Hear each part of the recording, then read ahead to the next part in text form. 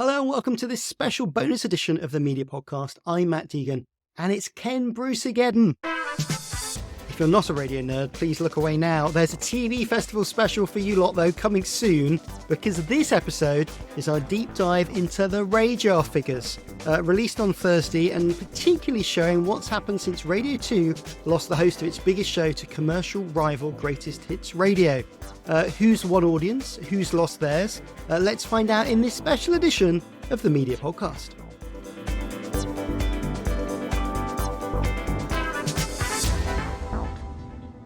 And joining me is someone who enjoys RAJAR almost as much as I do. It's Adam Bowie, day job at the BBC, but here very much on his own dime. Adam, welcome to the show. Hi Matt, thanks very much for having me.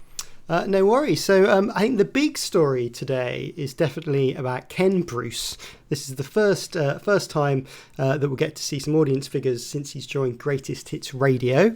Yeah, it's slightly odd because it is a 6-month rolling figure, and so it's kind of he's partly in this data. Let's put it that way. Well, more on that in a bit. First of all, I caught up with the Group Programme Director of Hits Radio Network to tell us all about the Ken figures. This is Gary Stein. Yeah, I mean, we are delighted today because obviously we've seen significant growth. We've got a new headline number for Greatest Hits, all-time high. And it looks like certainly the move has really worked well from the audience's point of view because it looks like a lot of listeners have followed Ken across, which is great to see. So Greatest Hits Radio up to 5.9 million and Ken Bruce's 10-1 show at about 3 million. Yeah, that's it. So I mean, I think for us, obviously, as I said, highest ever reach. I think the growth has been phenomenal, really. 620,000 listeners in the last 13 weeks. It's, I think we've added close to 2 million since the same period last year. So, looking at those numbers, obviously that is just fabulous to see. Big jump in listening hours as well. In terms of Ken's show, yeah, I mean, that was obviously one of the first things we looked at today. And, Ken has added, it looks like close to over 800,000 listeners, Matt, in a single quarter, which is up 37% quarter on quarter in terms of the numbers. And certainly Popmaster is, as you can imagine, the biggest peak of the day. So that's been the appointment we thought it would be for the audience. Over 2 million listeners tuning in each week between 10:30 and 11, which is, just to put some numbers on that, up 757,000. And the market share for that segment of the show alone just about doubles from 3.7 to 7. So yeah, very, very strong certainly from the numbers point of view on Ken's show. And probably it's not the end of that growth either. I mean, there's a slightly kind of strange quirk of RAJAR in how radio stations report their figures. So Greatest Hits Radio report their figures is a half yearly, which means it wraps together this quarter and last quarter's data. And historically some of the smaller parts of your network have had kind of whole year figures. So it takes a little while for it to follow through, doesn't it? To catch up. Yeah, to catch up. I mean, that's the interesting thing. Unlike a purely national station, Greatest Hits is obviously made up of lots of local transmitters, and these TSAs, some of them, as you say, are on 12-month rolling data.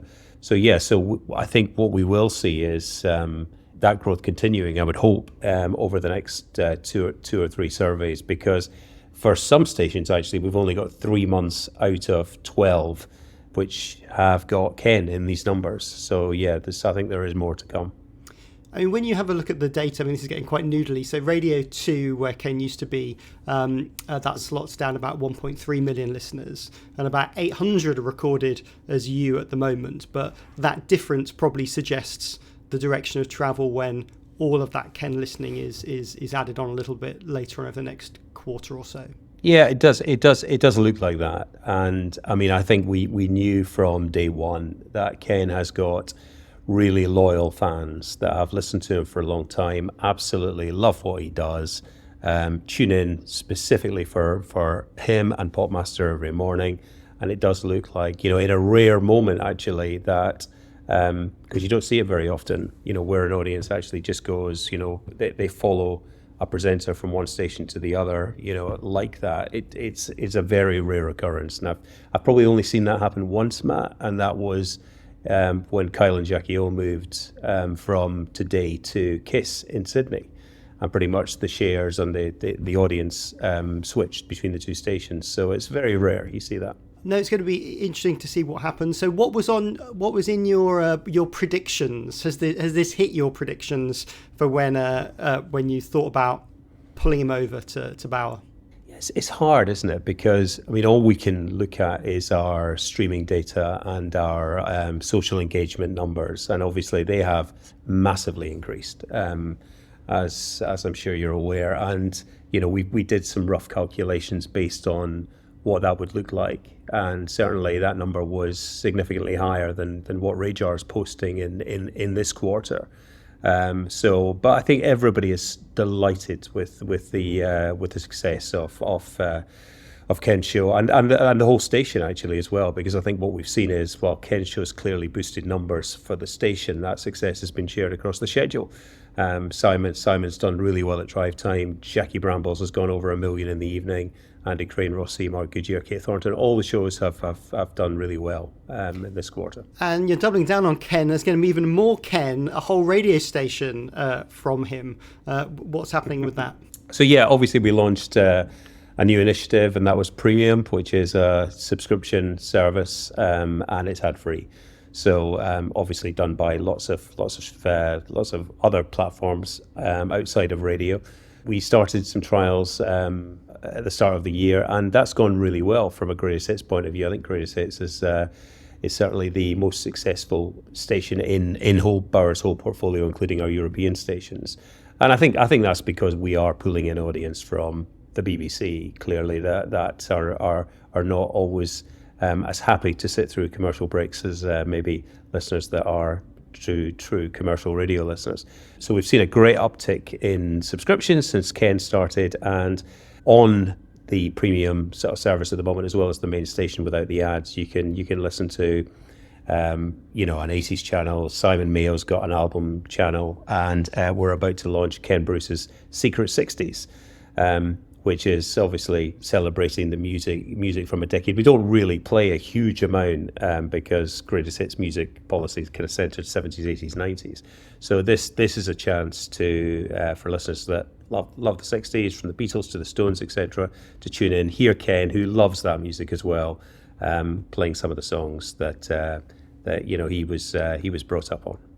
And it sort of gets overlooked a little bit in your portfolio because all the talk's on GHR at the moment. But good results for Hits Radio as well. So this is Hits Radio, the station, up to 1.8 million reach kind of year on year. It's up about 500,000. And the Breakfast Show with Fleur, James and Matt also doing well, up from 413 to 550 over the year. That's doing good numbers as well, isn't it? Yeah. I think a few years ago the strategy with Hits obviously was to try and expand into areas on using DAB and other platforms that we didn't have audience with the current mix of heritage stations. So out of area listening. So that was the reason Hits was created in the first place, and I think that's obviously been part of that success story around growth, because as you say. It seems now that we're seeing some acceleration there. So 1.8 million, Breakfast. I mean, Fleur's had a great run, hasn't she? She's obviously been on Strictly. Her profile's been on the up, and she's taking over from Ryland this year as the main presenter on It Takes Two. So, and she's an amazing ambassador for the brand. So the guys have done well. They're up 33% at Breakfast. And we've also seen Sam in the Evenings, which is a new show we put on in January, adding about 30% to his audience between 7 and 10 weeknights as well. So really pleased, really delighted with the Hits performance as well. Okay, well, congratulations on both of those. Any more kind of talent swooping you plan to do for any of your stations? Yeah, I mean, how do you follow that, Matt? You tell me. Well, there's a few people out there who might fit. Yeah, indeed.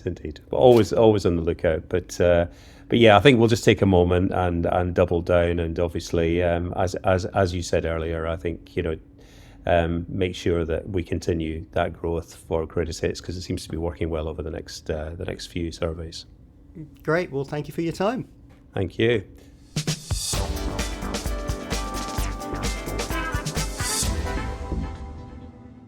So, Adam, Gary seems pretty happy with the first Ken results, doesn't he? Yeah, and I think rightly so. I mean, they've taken a risk, I guess, in terms of, I'm sure they've written a large check, and I think that it's paying off for them. It's not surprising. They were already seeing quarter-on-quarter growth. Obviously, they've been rebranding stations as they go, so there's kind of, we're not always seeing like for like, because, if you change some AM stations in Scotland to call them greatest hits, and your numbers will go up, assuming you had an audience there. But I don't think, you can't take anything away from them. They've had an excellent quarter. Looking at the numbers, it's slightly complicated, isn't it? Because they had a big bump last quarter, which was sort of a pre-Ken effect. Obviously, lots of publicity about it, probably lots of people sampling greatest hits for the first time. And then this quarter is sort of notionally a full Ken, but as I said to Gary, the vagaries of how RAJAR measures, we're probably still not getting the full picture, are we? No, so stations, for those who care, stations tend to be measured on 3 months, 6 months, or even small ones, 12-month periods. And what that really means is we're getting a January to June average number here, but Ken was obviously only in place from April to June. So we've got 3 months worth of data before he was on. So you would expect, with all things being equal, that next time round we'll see another Ken bump. And we can sort of see that a bit with Radio 2, can't we? So Radio 2 measure on a quarterly basis. So all of the figures are from the last 3 months. And that saw a drop for Ken's time slot of about 1.3 million, and maybe only an addition on greatest hits of 800,000. So there's probably still more to reallocate, aren't there? There probably are, but the one thing to point out, of course, isn't not everyone will necessarily be able to get greatest hits, although it is available digitally, depending where you live, exactly what you get. So, that million may not all have gone. It's not as simple as that. We see this repeatedly in the past when big name presenters move from one station to another. Yes, there might be an audience dip, but it doesn't mean they will just go off to the new place. When these programming changes happen, there's a massive resampling thing going on. It's kind of like, I don't like the new guy or girl, or I want to follow the person, but I'm not sure where they are. And, actually, this other station sounds quite good. So I suspect there's probably a bit of that going on as well. If you're Radio 2, they've seen their sort of top level number drop 1 million. And that's going to freak you out, isn't it, if you're the boss? Radio 2 emailed me and said, and I'm sure emailed quite a few people, just saying that is only a 7% drop.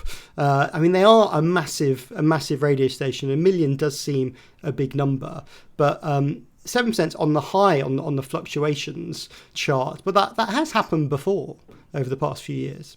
Yeah, we see, I think we've seen, as radio listening has changed, we've seen some quite substantial jumps. 7% once upon a time, I think you would have looked very aghast at that kind of thing. And indeed, sometimes you'll see a 7% upward rise and you'd love it, but you kind of go, yeah, we know that's going to normalise a little bit out next time round. I think just the nature of the changes and the patterns of what we're listening to and how we're listening, and things like the emergence of on-demand streaming services, podcasts, you name it, does mean that the numbers seem to bounce around a little bit more. So, it's 7%. 1 million people is a big number, but, it's 1 million people from the UK's and arguably Europe's biggest radio station, and it's still by a long way the biggest radio station. So you've kind of got to take that into account as well. I can't feel too sad for Radio 2's drop. They are still a colossus, as you said, still the biggest radio station. I think Zoe Ball is probably still the biggest breakfast show in the country as well. Yes, she is, yeah. So obviously the maybe it's pointed at Radio 2. Obviously very, very happy at Bauer. Probably still with more growth to come. What else did you see from Bauer's numbers? 1 million years ago, you were there at Absolute. How are their other brands looking? Yeah, it's kind of a mixed picture, really. I think probably something like they'd be a bit disappointed with Magic. We've seen some slips there. Absolute Radio, where I used to work, hasn't done too badly at all, and the network's up a reasonable amount. Perhaps the most interesting one, I've been personally interested in this, is we've seen History overtake Kiss for the first time. So we've seen a sub-brand usurp the main brand for the first time. There's about 58,000 listener lead now for History over Kiss, which I find is quite interesting. And that's both reach and hours, isn't it? History leading Kiss. Yeah, absolutely.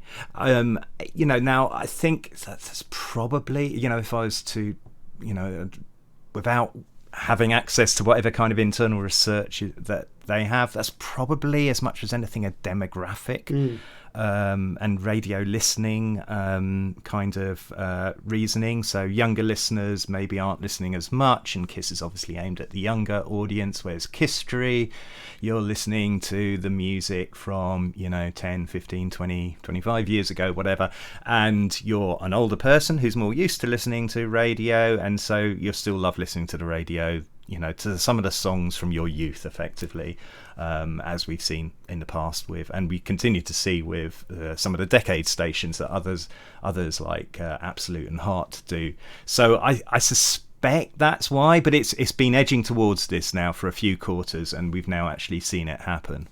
I mean, also, Kiss was a bigger radio station 10, 20 years ago. I mean, that audience now are probably listening to History, listening to the same songs they listened to when it was Kiss FM back in the 90s and noughties. Yeah, absolutely. And, we know at the younger end, it's really hard. There's a lot of ways now you discover music. Some would have you believe that it's only on TikTok that anyone is discovering music, or maybe Spotify. So the idea that people are still listening to the radio, even though we know that large numbers of people listen to the radio, I think it's 88% of the population in this quarter, and indeed large numbers of young people still listen to the radio, but maybe they're not listening to quite as much. That's what's happened. I mean, when I was having a look at some of the other dance stations, both Capital and Heart now have dance spin-offs, Capital Dance and Heart Dance. Both of those now over 1 million listeners each. I think there's a little bit of them kind of nibbling away at Kiss as well. It's sort of lost its, raison d'etre that it maybe had before.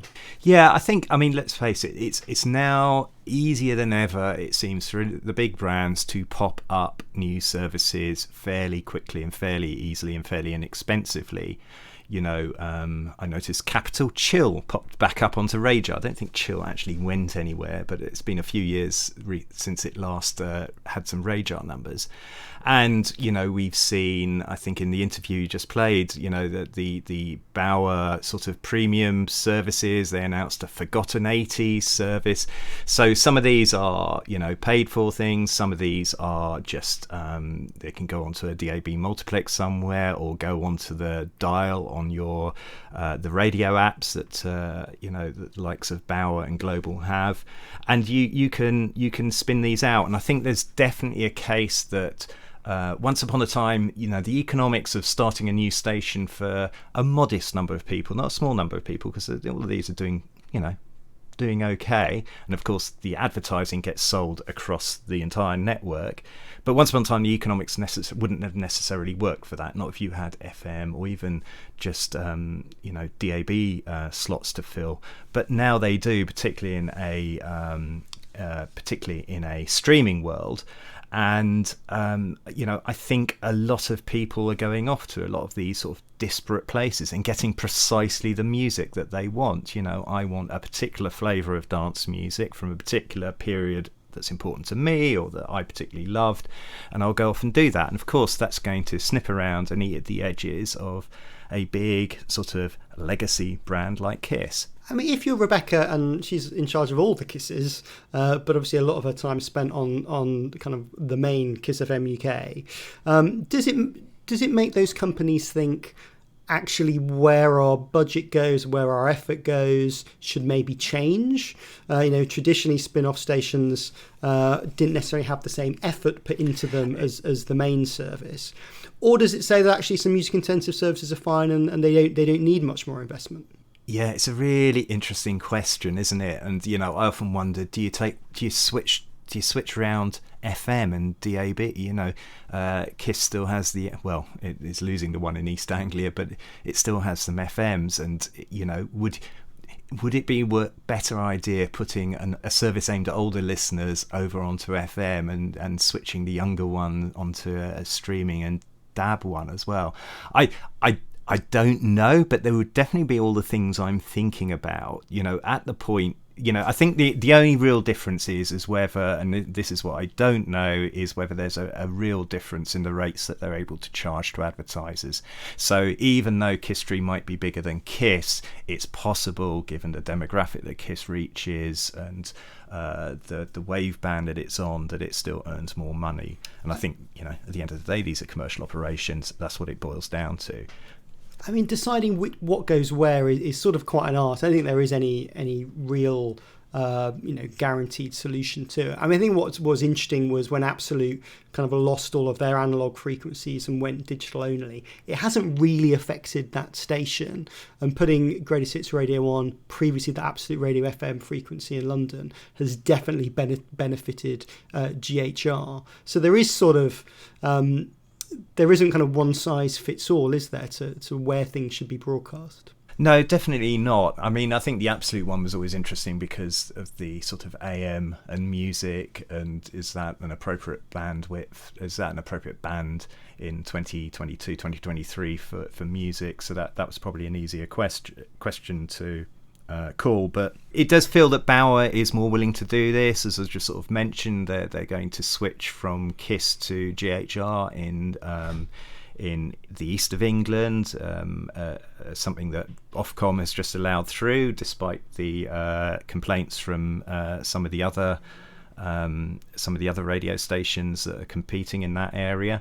We're going to see more and more of this people try out, because it's not maybe as critical, because so the majority of listening now for most stations is digital. What you actually do with something like FM, you can experiment some more, I think, and that's what we're beginning to see, and that's quite interesting. It keeps things lively. You will lose some listeners. Some of these things will lose listeners because there'll be people maybe driving an old car that they've never put a new DAB radio station in, or whatever, a new DAB radio set in.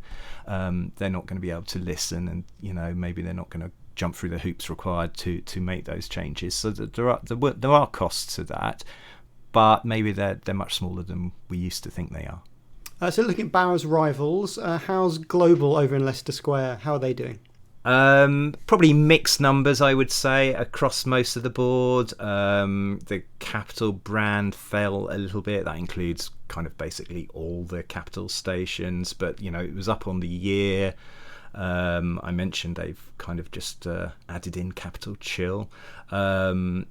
Smooth was down on the quarter and up on the year. It's a very similar sort of thing going around, and indeed even the Heart network was down on the quarter, up on the year. I suppose perhaps the most interesting one, because it kind of lends to a kind of wider theme about speech stations, is LBC had a bit of a hit this quarter, and that's not uniquely to LBC. We've seen the BBC speech stations take hits to a certain extent as well. Times Radio with wireless. There seems to be something going on there. I don't know, exactly what that is hard to say. My suspicion is it's a combination of the growth of podcasting, because so much of these stations' outputs is targeting perhaps the same kind of person, indeed the same programming that enjoys podcasting. But there's also news avoidance is a real thing, and the Reuters digital news report came out a month or so back, and you can go and read it on their website. And the UK has a fairly significant number of people who actively avoid news. If you think of some of the negative stories from the cost of living crisis to climate change to obviously the war in Ukraine, there's a possibility that maybe that's having an impact on some of these stations, because these are the kind of things, they're their bread and butter. That's what they're talking about all day long. That's kind of our hypothesis. I don't know, but we've seen a couple of quarters now, and it does seem of slight declines, and it does seem to be affecting everybody. So my suspicion is maybe both of those kind of elements are coming into play? Yeah, I was looking at some Radio 4 data, and obviously there'll be some headlines probably about the Today programme's figures dropping. It's probably been the lowest it's been for quite a while. But the Today programme sort of rises and falls with Radio 4. Roughly, it's about 61% of the Radio 4 audience listen to the Today programme, and that's been the case since kind of post-pandemic. And when I had a bit of a look at the demographic breakdowns, and sort of under 55s, which I will call the young end of Radio 4, definitely is under quite a lot of pressure and has been sort of dropping off. 55, 64s fairly strong, and 65 pluses, if anything, has been growing over the past kind of few years. I mean, Radio 4 has always talked about wanting to have replenishers for the audiences that fall off the other end of the radio dial, but that just seems tougher and tougher, as you say, particularly. There's never been as much quality UK speech content as there is both on broadcast radio, but also in the myriad of podcasts too. A place where obviously Radio 4 is quite competitive anyway. Yeah, and also it's kind of important to know that RAJAR doesn't really measure that listening. So if I choose to listen to, I don't know, the news quiz on BBC Sounds on demand rather than live on a Friday at 6:30. That doesn't go into RAJAR. That comes down. It will get measured. I mean, the BBC's measuring it with its BBC Sounds. Any podcast listening for that is measured, but it kind of falls out, if you like. It falls to the side of sort of regular radio listening, and as particularly younger audiences, that becomes the way you listen to those shows. You know, the idea that I'm going to be glued to my radio at 6:30 to hear a particular comedy or a particular show is much, you know, in the same way that, you know, younger audiences aren't watching linear TV quite so much, or at least not you know, outside of sports and major reality shows and things like that. You watch it on your own time, effectively.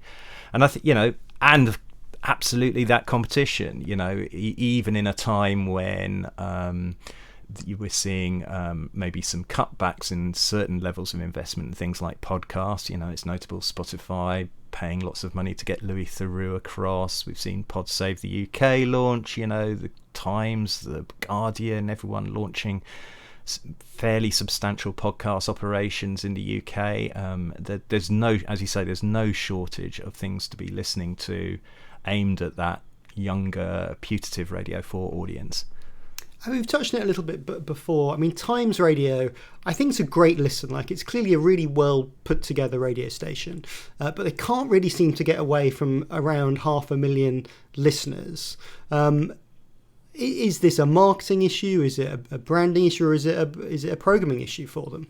The marketing thing's interesting because if you actually pick up a copy of the Times, you can't really move for adverts for Times Radio. But we all know, you know, newspaper sales are declining, and so, you know, even the value of free ads in the newspaper is only going to get you so far. Compare and contrast, by the way, to the bus side advertising global services, because they own that bus side advertising, and they can put a capital ad when there's nothing else being sold, and at least people in the streets see it. I don't know. As you say, I think it's a good service. I suspect if you spent more on marketing it, you would get a bigger audience. But, you know, all the same things come into play a little bit that we've just been talking about. And there are strong competitors out there. You know, LBC is a good station. Their lineup continues to do well. Their daytime lineup is incredibly strong. You know, speech radio is also habitual, so you've really got to work hard to get people to put you on the dial and, you know, to retune. So, you know, it's never a given. It's a year's project, not a quarter's project. So it's hard to say. It's hard to say. I mean, I'm not even sure that, you know, necessarily the big money signings make the sense necessarily that they might do in a music station. Well, talking about kind of big money signings, obviously one of the first big ones to go was Chris Evans off to Virgin Radio, also in the same building as Times Radio, also Talk Radio and Talk Sport. How's Chris and Virgin doing?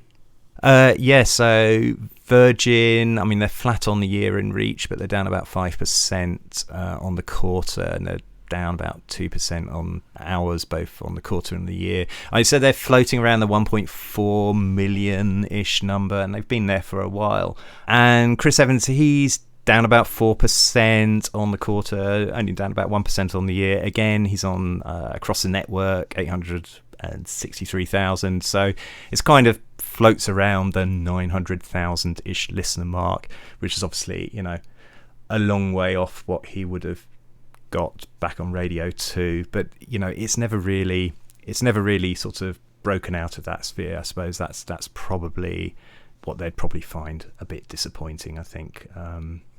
The whole kind of the News UK side of things faces that sort of similar marketing issue, doesn't it, that Times facing, quite a lot of stations face. You could maybe put Radio X in that group as well, that it's they sort of found their audience, and finding another chunk of it is just quite difficult in a sort of super competitive, noisy world.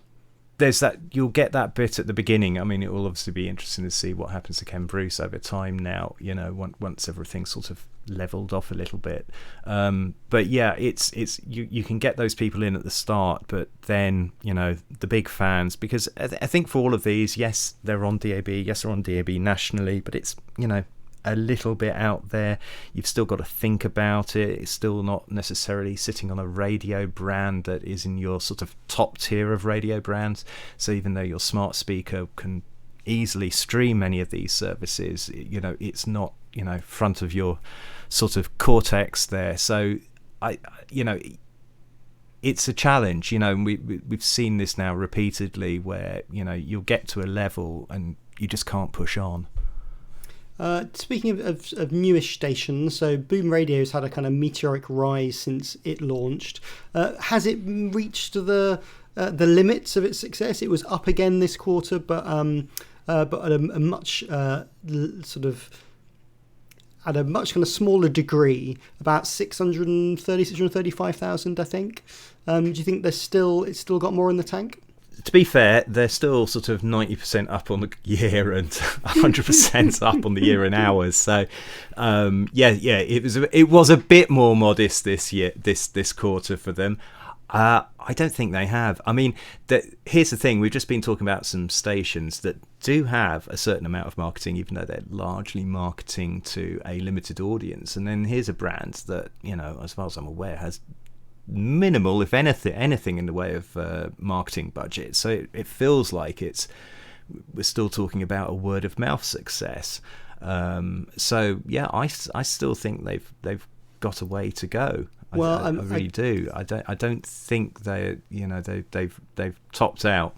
I caught up with Phil a little while ago, and he was saying they actually do quite a bit of marketing, but it's very targeted at that older audience. So us spring chickens, of course, wouldn't be able to see it on places like ITV3 and think actually there's quite a bit of Facebook advertising.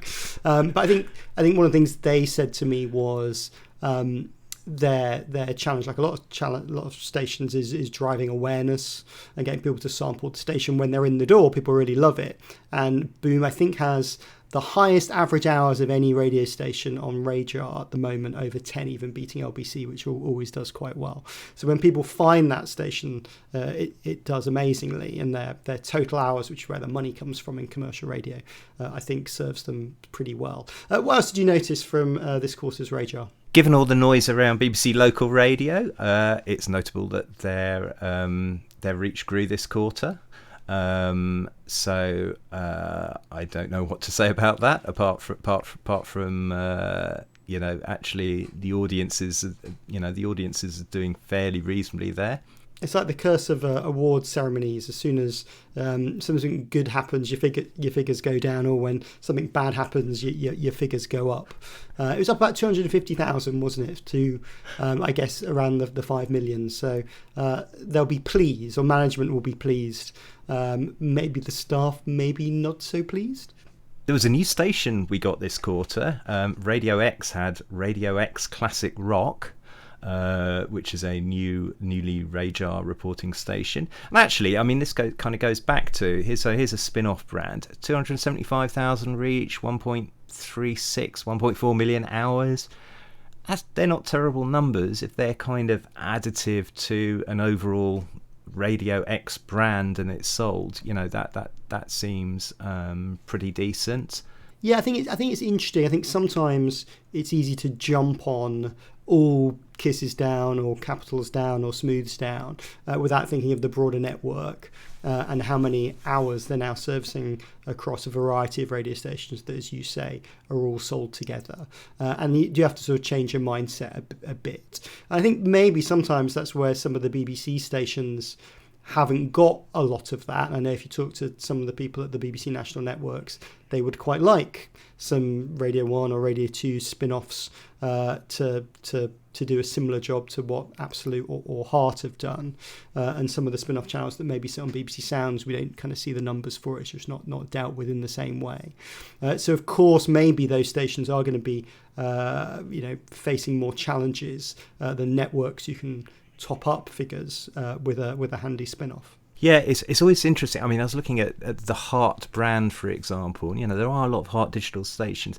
They get 76 million hours now overall, which is, you know, a really staggering amount of hours across the brand. And even something like Smooth, which is never the most talked about brand ever, you know, it's got sort of 36 million hours across a number of things. You know, there are a lot of people listening to, and I mention hours here because obviously that's kind of what you trade, that determines how much money you can make.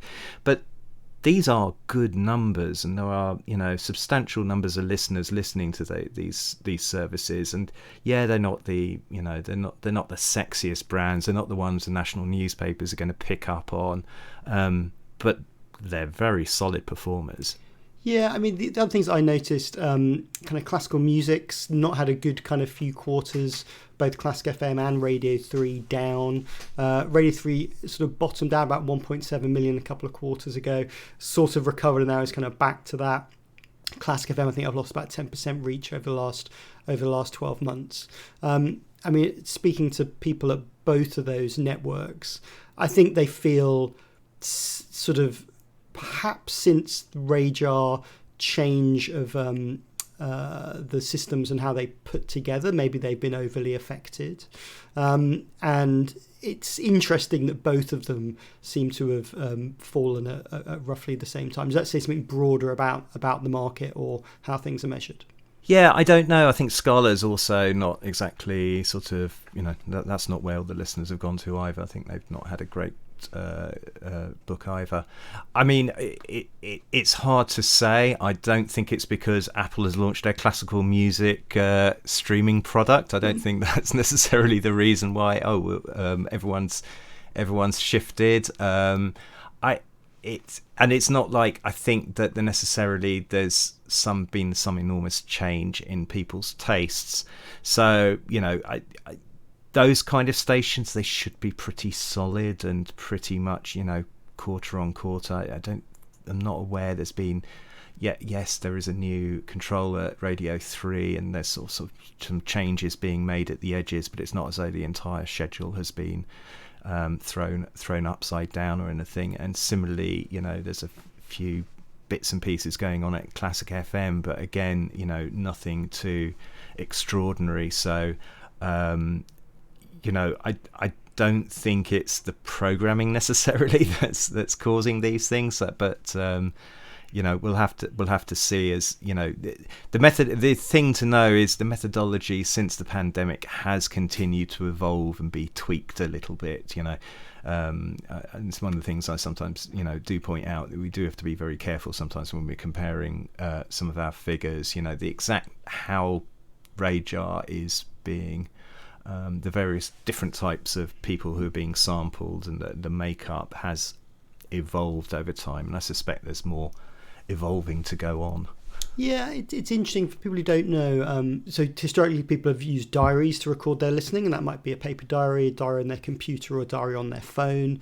But now there's also a mix of sampling live audio that is heard. So basically, in a phone, it switches on the microphone every minute or so, gets a grab of what people are listening to, and then runs that through the algorithm. And I think that's a really big change to how things are consumed and how the things put together. And it wouldn't be surprising that that's going to make, you know, some changes to some stations or how things have been reported in the past. It doesn't mean that something was right or wrong. It just is, a slightly different way of adding it all up. No, absolutely. They were also going back to some people for a while. That might have played out now, actually, into the sample. So, all these things, and it is important, there are different ways of doing it. The way that the US market measures its radio is entirely different because it's so meter-based compared to the UK system. All of these things, as you say, they're all completely legitimate ways of measuring, but obviously if I measure the same thing in two different ways, I will get slightly different results, and that's just a thing of statistics. That's how statistics work. So that's quarter two done. Thank you, Adam Bowie, for joining me. It's mainly just me for a chat about RAJAR, really. There are some listeners, but we don't think about them too much. Thanks for that, and I'm sure we'll see you soon on the regular show. Thanks very much, Matt. That's it from this special edition of the Media Podcast. If you're new to the show, hey, we do this every week, and we also cover TV, press and digital media as well. Just hit follow in your podcast app of choice or go to themediapodcast.com. My thanks to Adam Bowie and Gary Stein, and to producer Matt Hill from Rethink Audio. I'll see you at Edinburgh.